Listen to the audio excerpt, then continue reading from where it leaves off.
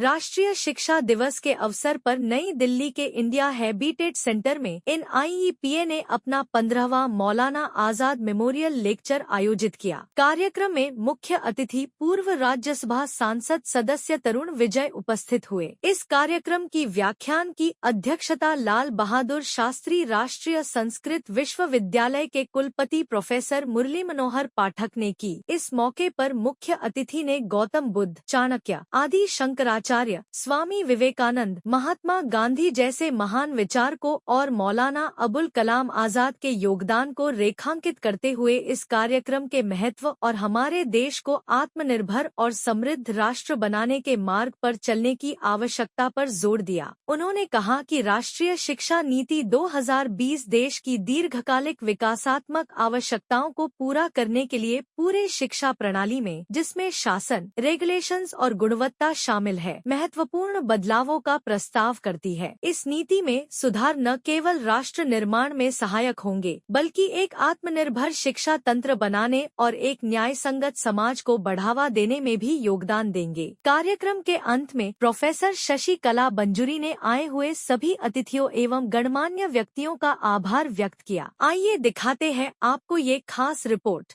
व्याख्यान आयोजित किया था मौलाना आज़ाद के स्मृति में।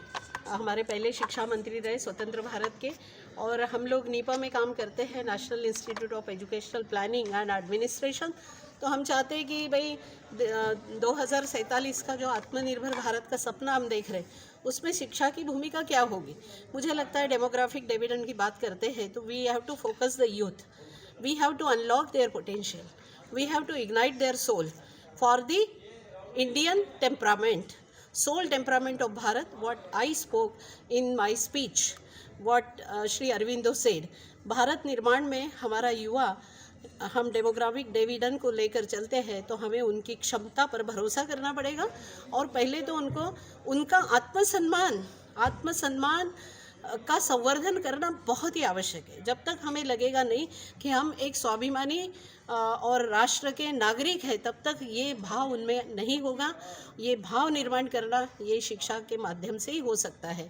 और एक बार हमारे यूथ को यदि हमने उनकी क्षमता को पहचान लिया, उनका स्वाभिमान, उनका स्वत्व, उनकी पहचान बना ली, तो मुझे लगता है हमारा भारत बिल्कुल विकसित भारत होगा ही।